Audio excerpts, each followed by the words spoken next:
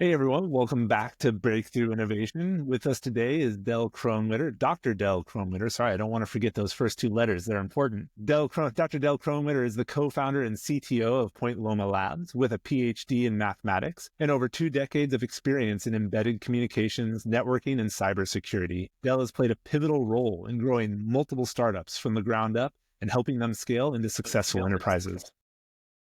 From developing the first PC-based router at Newport Systems to driving R&D efforts at the San Diego Research Center, Boeing, and Argonne ST, and leading the creation of tactical networking solutions, generating over $40 million in revenue at Fuse Integration.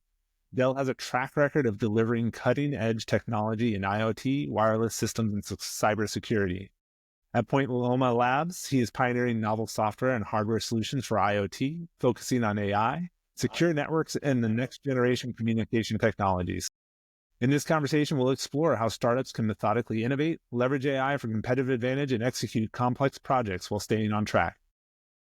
If you're a tech leader, entrepreneur, or investor looking for insights into scaling deep tech innovations, you're in the right place, so don't go anywhere.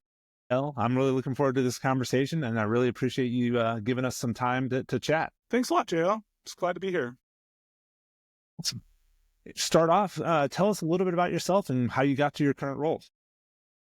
Sure. So I started out up at UCSB and got a degree in math there. And then I moved to UCI to do my master's degree. And then after my master's degree, I wanted to be a ski patroller. So I quit for a year there. And during that time, I joined this Newport System Solutions. So when I worked for Newport System Solutions, we did a cool thing. We took 386 boxes, if you remember though, that time with 386s. So we take 386s, plug cards in them that were like ISA and MCA slots, and then they would do the things that Cisco did. So we were competing. We had like $5,000 routers competing with $50,000 Cisco boxes. So that was my first real engineering position. So that was really good. I got to do a lot of embedded engineering there. So that was fun. And then I went to Hong Kong to do some a bunch of OS2 projects over there. So that was fun. And then eventually, then I went to go get a PhD at UC San Diego. So yeah, my PhD thesis was about control theory. So we were doing like optimal linear algebra control theory. So I was studying numerical computer algebra, non-commutative computer algebra applied to control theory problems. So that was pretty good. And during that time, I was also doing some embedded programming at night, doing some point of sale systems with this company called Systec. So I got to learn a lot there.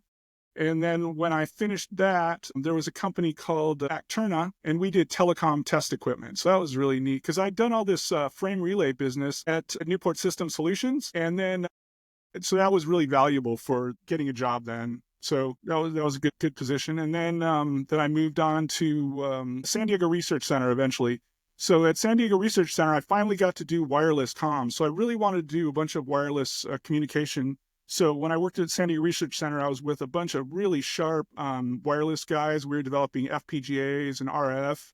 And then that turned into the Orbcomm satellite constellation. So we developed 19 satellites that are all on orbit today. We were recreating all these old satellites that had been built in the 1995. So we would take all these paper documents and then recreate all the protocols so that we could support the constellation. And then eventually I went to Fuse Integration with Sumner, and we, I was employee 5, and then we developed a bunch of communication management system. So we had an upper layer that controlled a bunch of different radios and communicated, and it really improved the performance of tactical communication. So you can get, if you're doing like targeting, you can get your tracks back much better with our system than you could with previous systems. So we had contracts with the Navy and the Air Force, a bunch of different things there. And then recently there's a startup, Point Loma Labs, that we just have started. And so we're trying to do investigation and initial kind of a 0 to 1 thing. So there's a lot of stuff that's going on there. That's awesome. And I love, like, it seems like a constant theme of your journey is learning and growing as you go, which probably explains why you've been able to successfully grow multiple startups from the ground up. I'm curious, so as you've done that, as you've gone down this journey of learning and growing these startups, what are the key lessons that came out of that for driving innovation within a new company? And what would you want to share with our listeners? So you're just looking for user requirements all the time and things that get people excited. I'm a big fan of this strategic learning book. I'm sort of a strategic learning evangelist. And so the strategic learning promotes learning, focusing, aligning, and executing.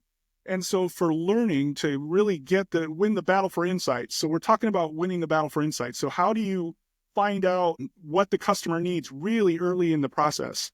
And so this can come from government requirements, or it can come from talking to people. So you really got to always look for novel things. Yeah, I remember when I was with a Newport System Solutions, I was able to just find RFCs on the web, and which we didn't even pay. Like I had to go to these guys and say, hey, we haven't paid our internet bill.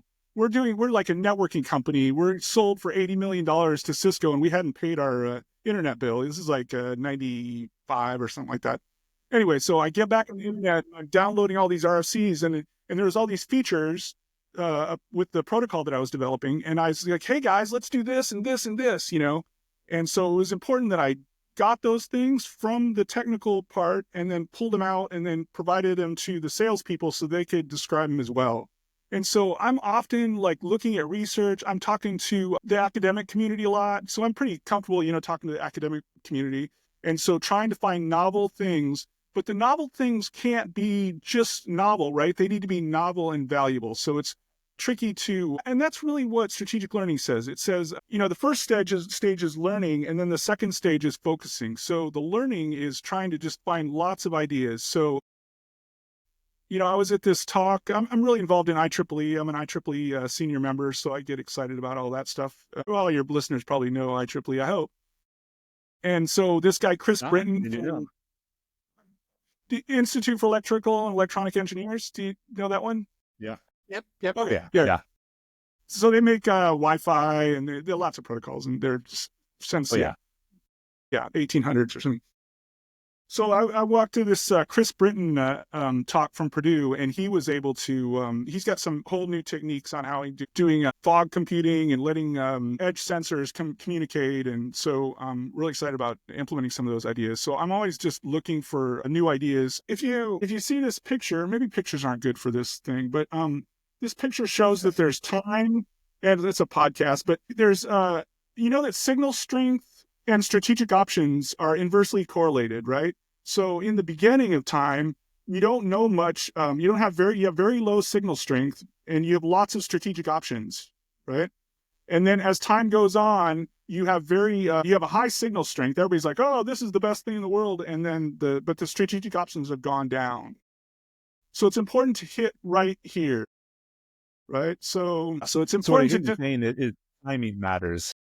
Timing matters, yes. You don't want to be too early and you don't want to be too late because you need a little bit of signal strength. So there was a bunch of local wireless comms protocols that were around in the early 2000s. They all died, you know, and and ATM is a good example. So asynchronous transfer mode was a big hot thing, and everybody lost gobs of money. Global Crossing with all their fiber, they were too early. So you got to hit it at exactly the right time. That's pretty important.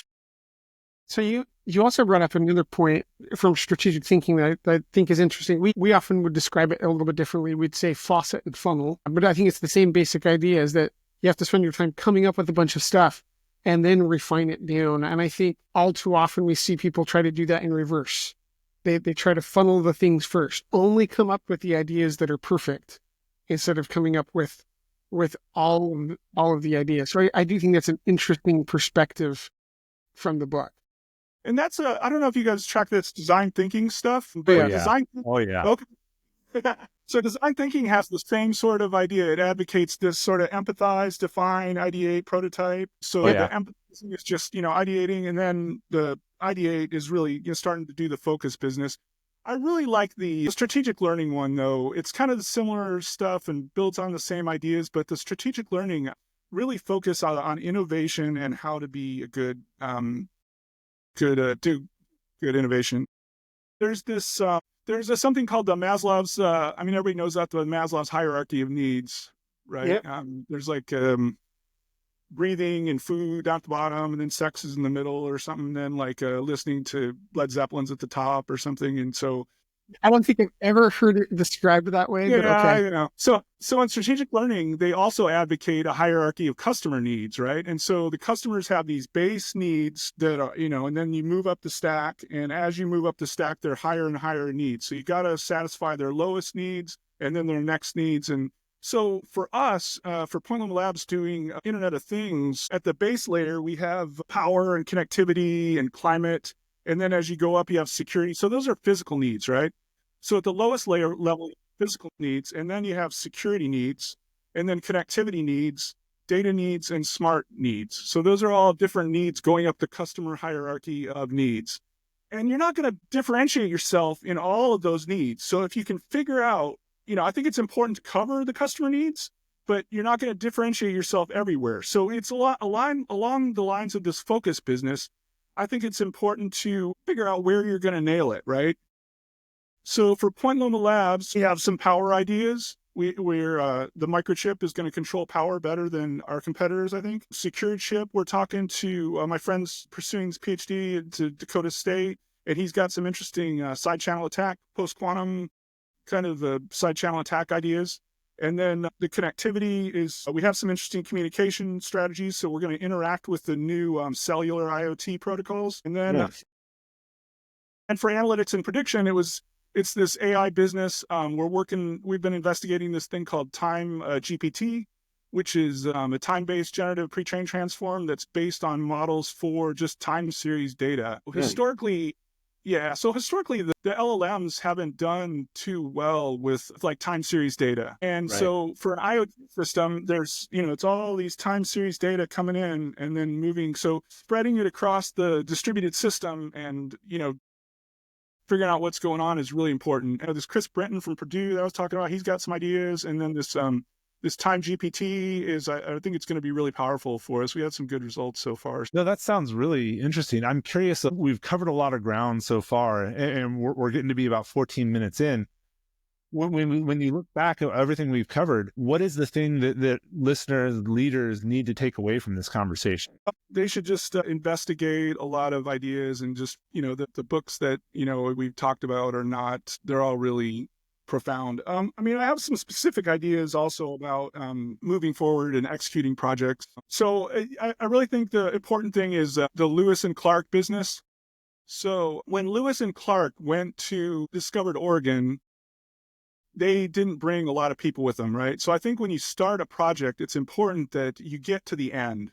So when you start a project, you want to just develop sunny day activities to get to Oregon, and then once you do that, then you can know like where to build the cities and where to build the vegetable gardens and this sort of business. So don't get stuck, right? So a lot of times you'll see people start building stuff and then they'll get excited about some place and start building a city somewhere, right? And that's not what you want to do.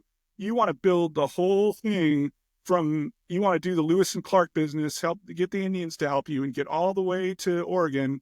And then you have a better view. And once you have that too, you have a bunch of APIs that you've used, right? Because probably to get to Oregon, you use this API here and you use this API here.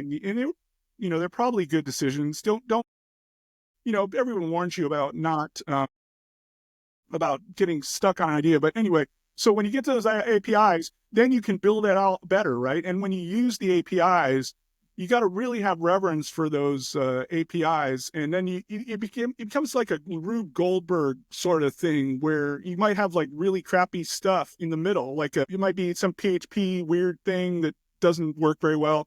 But if you have reverence for the APIs, then that's the important thing. And then you can work on this block or next block or the next block, right? And so I think that's really important too. And then I know we always like to say it's important to delay your decisions to the last responsible moment. And I think that's a little bit of what you're saying is if you decide too early, you end up making a highly suboptimal choice or even a poor choice. Whereas if you look down the path, do the learning, do the exploration you need to get to Oregon in your metaphor, that allows you to make a much more informed decision. Honestly, we could keep digging into this for forever. It's been a great conversation. We are hitting that time though. If people are interested in collaborating with you, what's the best way to reach out and connect? I would say on LinkedIn. So I'm Dell Kronewitter on LinkedIn. You just send me a message and we'll chat. I'd love to talk to anybody about anything really. So just send me Awesome. something on LinkedIn, and that's the best. Awesome. Well, Dell, thank you so much. And for everyone else who made it all the way to the end of the episode with us, thank you as well. We hope you consider this valuable and leaving a review or a rating wherever you listen to podcasts. And if you know anyone who's in this same space with Dell in terms of the networking, the AI, and is interested in what, oh gosh, my brain just stopped working. Point Loma Labs is doing, share this episode with them, share the value, and make sure everyone has a chance to benefit from Dell's knowledge. Also, look back, pull out one insight, one actionable insight from today, apply it, and let us know how it goes, because we'd love to hear about your progress. Dell, thank you again for all your contributions today, and for everyone else, thank you as well, and we'll see you all next time on Breakthrough Innovation. Well, turn on your cameras when you're Zooming. Yeah, there you go.